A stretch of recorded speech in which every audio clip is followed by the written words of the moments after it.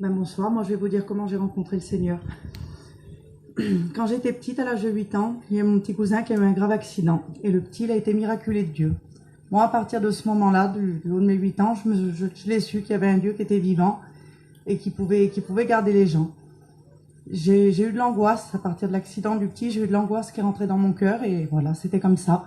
J'ai vécu jusqu'à l'âge de 35 ans avec l'angoisse. J'ai été dans le monde, je me suis amusée, j'étais jeune, c'était bien, mais il y avait toujours cette angoisse qui était là. Et un jour, je suis passée par un problème dans ma famille. Et à cause de ce problème, il y a des serviteurs qui sont venus chez nous. On a un petit peu plus écouté la parole de Dieu. Et je me suis rendu compte que c'était la vérité. Que les chrétiens, ils avaient raison et que moi j'ai eu une éducation, on a été élevés catholiques. Je me suis rendu compte que c'était eux qui avaient raison, que c'était eux qui étaient dans la vérité. Et par rapport à ça, je me suis mis plus à prier. Et à chaque fois que j'allais dans un amusement, que j'allais quelque part, je me sentais pas à ma place, j'étais angoissée. Ça me convenait plus, mais j'y allais quand même, c'était comme ça, c'était ma vie, j'y allais quand même, mais je le voyais que ça allait pas. Qu'il y avait trop, ça allait pas. Et après, dans l'hiver, on a été à Nice, et le Jonathan, il voulait pas du tout que j'aille à la Réunion.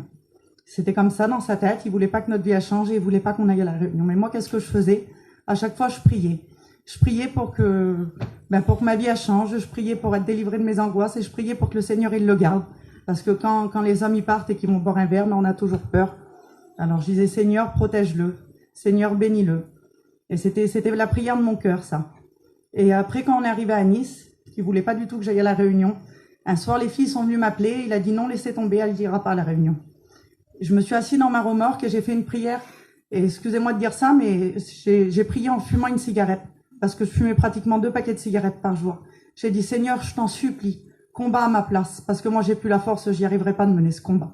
Dans l'hiver, j'avais écouté des filles qui m'avaient dit qui se levaient dans la nuit, qui priaient. Et moi, je n'avais pas la force de faire ça.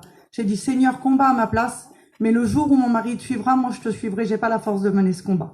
Et quelques jours après, le Kevin, il est venu avec le papier de la mission.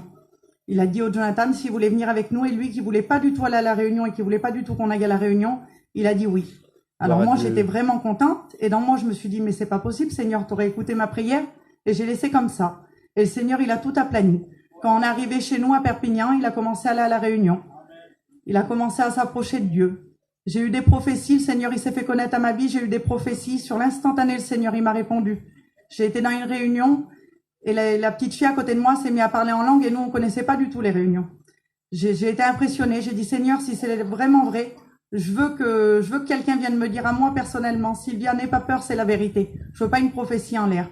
Le Seigneur, il a pas tardé à me répondre. Sur l'instantané, à la fin de la réunion, la fille, elle est venue me dire, Sylvia, n'aie pas peur, c'est la vérité, vous êtes une porte pour votre famille. Et vraiment, vraiment, ça m'a touchée. Le Seigneur, il s'est fait connaître à ma vie, il m'a délivré de la cigarette. Le soir où j'ai donné mon cœur à Dieu, j'étais même pas dans la réunion, j'ai même pas écouté le message, je me suis levée, je suis partie dans mon camping pour m'occuper de mes petits. Et là, dans moi, ça a été pratiquement comme si que c'était une voix que j'écoutais pratiquement. Vite voir ce qui se passe en dessous le chapiteau, le Jonathan, il est en train de lever sa main. Je dis, c'est impossible. C'est impossible, complètement impossible. Et j'ai continué à faire ce que j'étais en train de faire. Et ça a encore été une deuxième fois. Vite voir ce qui se passe en dessous le chapiteau. Le Jonathan, il est en train de lever sa main. Et là, j'ai été saisie d'une panique. J'ai vite été voir ce qui se passait.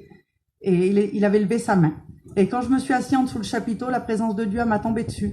Je me suis mis à trembler comme jamais dans ma vie ça m'avait arrivé.